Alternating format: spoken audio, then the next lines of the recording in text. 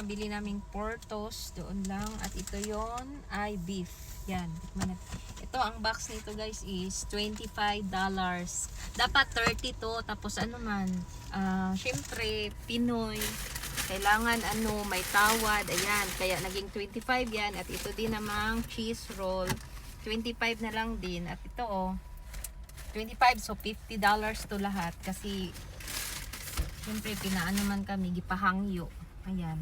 At karon ngayon, natin guys. Tikman natin to. Natikman natin. Alam ko masarap to eh. Ano daw to? May beef. Ayan. Masarap nga. Ayan. Masarap. Masarap.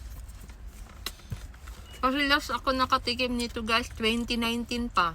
Sa LA lang kasi ang nito guys. Sa LA lang ang mayroong dito. Ano ba yun? Wala dito brand dito. Portos at saka masarap talaga to. Minsan dinadayo nga to ng mga tao. Bumabiyahe pa siya rito every weekend, no? Para magbenta. At ito naman guys, yung cheese roll. Ito yung lagi talagang binibili. Parang ito yung regular na na bread. Yun ang na best selling, no? Best selling na Masarap din siya. Masarap din, may kape. Marami na to guys, kaya mamaya na naman. Kasi yung yung $25 is 2, 4, 6, 7, 8, 9, 10, 11. 13. 13 pala ang laman ng isang box. Hindi lang 12, 13 pieces of cheese roll. Cheese roll to, no?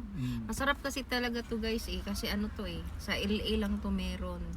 Dito sa sa Bay Area wala. Cuban bake shop from Cuba. Kaya walang Kaya sa Los Angeles lang talaga meron yan. Tapos, Kaya dinayo pa.